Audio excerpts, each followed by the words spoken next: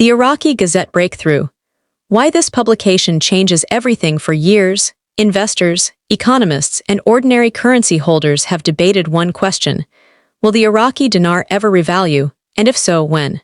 Speculation stretched across forums, private groups, and insider calls. Rumors flew every week, yet nothing concrete ever materialized. Until now, the wait has ended. The Iraqi Gazette, the nation's official journal for binding government decisions, has finally published an approval connected directly to the dinar revaluation process. This is not another whisper in the wind. This is an official action, recognized by law, visible to the entire world. To truly appreciate what this moment represents, we need to unpack three critical ideas. 1. What the Gazette is and why it matters more than any rumor. 2. The historical journey that led Iraq to this point. 3. What immediate and long-term consequences this publication sets into motion for Iraq and for global investors. Let's explore each in detail. The authority of the Iraqi Gazette. The Gazette isn't like a newspaper or a blog post. It is the only official source where new laws, policy changes, and governmental directives become legally valid. In Iraq's system, a bill can pass in parliament, a policy can be signed by ministers, but until it enters the Gazette, it's not enforceable. For that reason, every economist and currency watcher pays attention to the Gazette. It is the finish line of the legislative process, the document that transforms intention into obligation. So when something as monumental as a currency reform law or exchange rate framework gets printed, it carries the weight of law. It signals that Iraq is no longer discussing, no longer debating, but actively implementing. This is why the dinar community is electrified. After years of maybe tomorrow rumors, the moment has arrived where speculation gives way to legal reality. Iraq's long road to currency reform. The announcement cannot be fully understood without revisiting the two-decade journey that brought Iraq here. 2003. Collapse of value. After the fall of Saddam Hussein's regime, Iraq's financial system crumbled. The dinar lost international standing, and its exchange rate plummeted. For citizens, wages lost purchasing power. For global traders, the currency became nearly unusable. 2004-2010. Rebuilding basics. With the support of coalition partners, the Central Bank of Iraq began stabilizing the financial sector. New banknotes were issued. Oil revenues provided some cushion, but structural corruption and instability limited progress.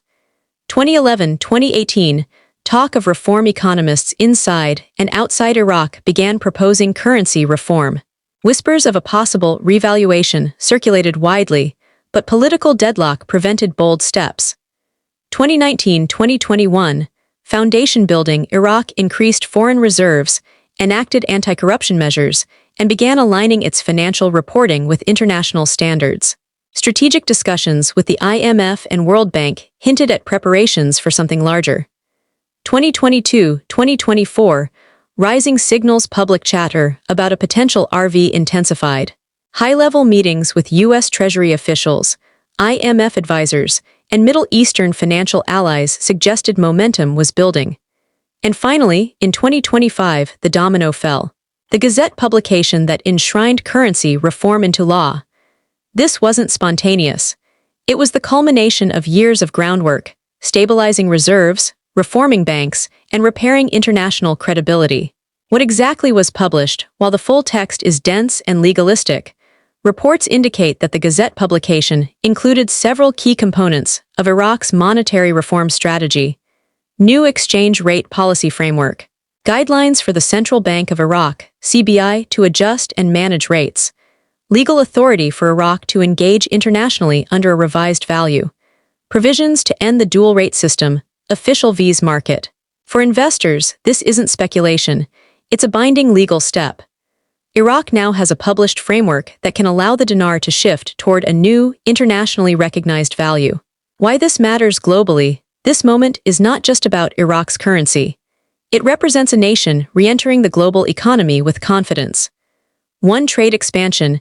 A stabilized and revalued dinar allows Iraq to negotiate international oil and trade contracts more effectively. 2, foreign investment. Investors who avoided Iraq due to currency instability may now enter with confidence. 3, regional influence. Neighbors like Kuwait and the UAE have already expressed interest in stronger economic ties. 4 global institutions, the IMF and World Bank, have openly encouraged Iraq's reforms, signaling support. In short, this Gazette publication marks Iraq's transition from a recovering post-conflict nation to an emerging financial player. What happens next? Here's where things get critical for dinar holders. The Gazette publication is the green light, but the car still has to accelerate. Experts suggest it may take up to 2 years, around 730 days for full implementation after a Gazette announcement. During this window, several milestones are expected. A formal CBI statement confirming implementation phases, updates to the official exchange rate on CBI's platforms, coordination with IMF and US Treasury to align international systems. The timeline is not overnight. But legally, the clock has started ticking. Investor considerations for individual investors holding Iraqi Dinar. This milestone brings both opportunity and responsibility. Exchange appointments. When RV is triggered, designated banks and redemption centers may schedule appointments. Holders should expect to provide ID, proof of purchase, and account details. Exchange window. The window may be limited, possibly 3 to 10 days, so preparation is essential. Taxes and fees. Depending on jurisdiction, capital gains taxes may apply. Banks may also impose 1-3% exchange fees. Spreads. The buy rate versus sell rate could reduce returns by 10-15%. To illustrate, if the new rate is $0.50 per IQD and you own 1 million dinar, the gross value is $500,000. After spreads, fees, and taxes, the net could be significantly lower. Being prepared means understanding these deductions before celebrating a large windfall. Warnings and red flags. Moments like these attract not only opportunity but also risk. Investors must remain cautious. 1. Avoid scams. Groups offering early exchange or special rates without backing from legitimate banks should be avoided. 2. Stay legal. Ensure your currency is traceable, with receipts and proof of purchase. 3. Tax guidance. Consult qualified accountants or attorneys before making moves. The human side. This is more than numbers. For Iraq, it's about reclaiming sovereignty, dignity, and stability after decades of war and economic hardship. For investors, it may mean retirement freedom, debt elimination, or financial security for generations. This dual meaning, national pride for Iraq, personal opportunity for investors, is why the Gazette publication is such a historic milestone. Key takeaway: the Iraqi Gazette has spoken. After years of uncertainty, the RV framework is no longer speculation, it is law. While the road ahead still involves phases, confirmations, and patience, the legal foundation has been laid. For you, the investor, the message is clear. Get informed, get prepared, and position yourself for the implementation window. Section 2 will dive deeper into timing strategy, including why certain days of the week may yield better exchange rates, how liquidity cycles work inside redemption centers, and how to avoid the pitfalls of exchanging too soon or too late. Timing is everything. How to maximize your exchange opportunity. The Gazette publication confirming Iraq's currency reform was the starting pistol. The race is real now. But just because the signal has fired doesn't mean everyone will finish at the same pace or with the same results. For investors, one of the least discussed, yet most critical aspects of the exchange process is timing. When you walk into a redemption center or bank, could make the difference between leaving thousands, or even hundreds of thousands, of dollars on the table versus walking away with the payout of a lifetime. Over the past several years, a clear pattern has emerged among those who have already exchanged foreign currencies in controlled or private settings. Not all days are equal. In fact, evidence suggests that appointments booked on Tuesdays and Wednesdays frequently result in lower offers, vague explanations, and frustrating delays. Meanwhile, those who wait for Mondays, Thursdays, or Fridays often secure higher rates, smoother processes, and better outcomes. Let's dig into why this happens, what real-world testimonies reveal, and how you can position yourself strategically when your turn arrives.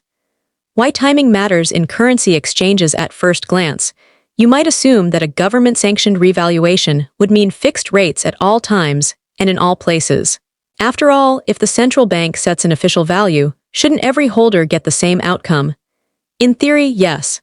But in practice, the exchange process involves banks and redemption centers, institutions tasked with executing exchanges may operate under internal liquidity cycles. Settlement timelines, international financial systems rebalance, reserves at specific times of the week.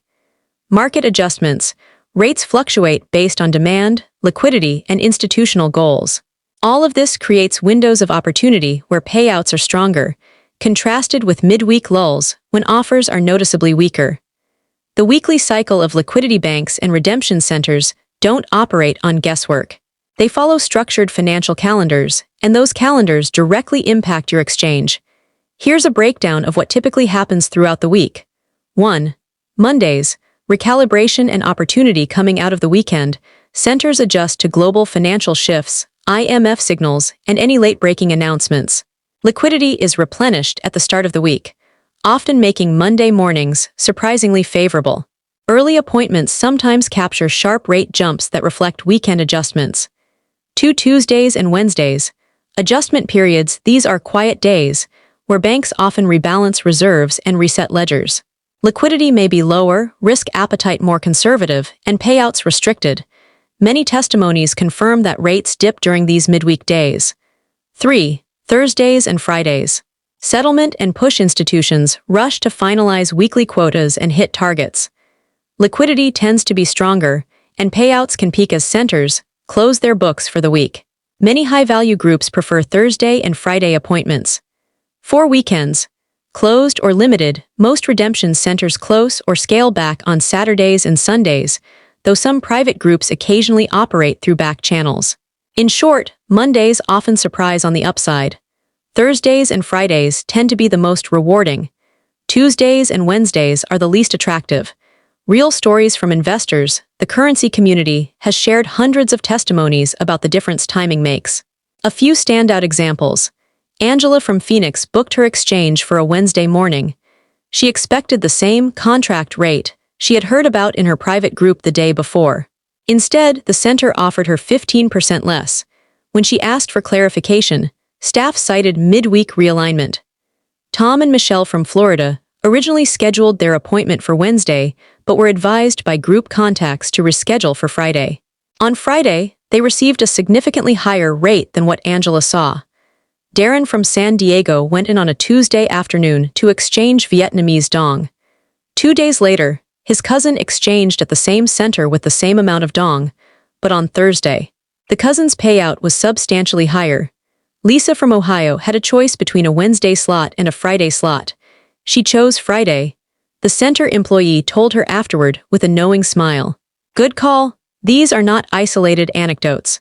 They reflect a larger, consistent trend across different states, currencies, and institutions. What redemption agents quietly admit, though most bank employees and redemption agents will never confirm this publicly, some insiders have hinted at the truth. Midweek is more about intake and balancing than about high payouts. Tuesdays and Wednesdays are recalibration days. Mondays, Thursdays, and Fridays are when the real action happens. One anonymous agent admitted, "We aren't allowed to discuss timing publicly, but if you watch who comes in on which days, you'll notice our VIPs avoid Tuesdays and Wednesdays." Private groups and contract rates. Private exchange groups, sometimes referred to as whales or top-tier participants, almost never schedule midweek. These groups negotiate contract rates, prearranged rates above the public market, and have access to liquidity cycles ordinary investors rarely see. According to one insider, "We avoid Tuesdays and Wednesdays at all costs. Those days are for balancing. Our people go in Monday mornings or Thursday afternoons. That's when you strike." If the highest-level players are avoiding midweek, small-scale investors should take note. Parallels in Forex markets. Interestingly, this isn't just about redemption centers. Even the global Forex market shows similar patterns. Tuesdays and Wednesdays, typically slower market movement, lower liquidity, and fewer sharp spikes. Mondays' rate jumps often occur as markets digest weekend news. Thursdays and Fridays, final bursts of activity as institutions balance portfolios before the weekend. The Forex market reflects the same weekly rhythm seen in redemption centers. The midweek lull is a structural feature of how global finance operates. Strategic action plan. So, how can you position yourself for success? Here are practical steps every dinar or dong holder should consider. 1. Avoid Tuesday and Wednesday appointments if possible. Reschedule for Monday morning, Thursday, or Friday. Even a 10% difference in rate could mean tens of thousands of dollars. 2. Stay flexible. Don't lock yourself into the first slot offered. Ask for later options. Patience often pays better than rushing. 3. Ask subtle questions. When talking to a redemption center, you can ask, when do most VIP clients prefer to come in? Are there days when liquidity is higher? Staff may not give you exact answers, but their hints can be telling. 4. Join reputable information groups. The more connected you are, the more likely you'll hear intel about when rates spike. 5. Prepare documentation in advance. ID, proof of purchase, and account verification should be ready to go. That way, you can act quickly if a Thursday or Friday slot opens. Why midweek exchanges still exist if Tuesdays and Wednesdays are so weak? Why do centers book them at all? The answer is logistical. Centers must process intake continuously to avoid bottlenecks. Midweek exchanges help balance traffic, but they are rarely when the best deals are offered. Think of it like flying. You can get a seat on any day, but the price and perks vary depending on timing. The psychological trap excitement can lead investors to rush into the first available appointment, often midweek, out of fear of missing out. But rushing can cost more than waiting. A single day of patience could result in significantly higher returns. Investors must remind themselves, the RV is a marathon, not a sprint. Generational wealth at stake. Consider this scenario. You hold 2 million IQD. The new rate is $0.50 per IQD. Gross value equals $1 million. Now imagine exchanging on a Wednesday at a rate 10% lower due to liquidity dips. That's $100,000 less simply because of timing. Wouldn't waiting 2 more days be worth 6 figures? This is why timing isn't trivia, it's a wealth strategy. The bigger picture, the RV is more than a financial event. It's a geopolitical and national transformation. For Iraq, it's about stepping back into global financial sovereignty. For you, it's about making wise, patient, and informed choices that secure generational benefits. Timing your exchange properly ensures you don't squander the opportunity Iraq's reforms have unlocked. Conclusion: wait for the right window. The Gazette announcement gave us the green light. But the lap you run, the moment you choose to exchange, determines your finish line reward. The evidence is clear. Mondays, Thursdays, and Fridays offer stronger opportunities. Tuesdays and Wednesdays are recalibration days, often yielding lower rates. Investors who wait strategically often walk away with significantly better outcomes. So when your turn comes, remember, this isn't just about being in line. It's about being in line at the right time. Don't let impatience cost you the reward of a lifetime. Disclaimer: all content provided by IQD Global Intel is for educational and informational purposes only. We are not financial advisors and do not provide investment, trading, or banking advice. Viewers should always conduct their own research and consult with a licensed financial advisor before making any financial decisions.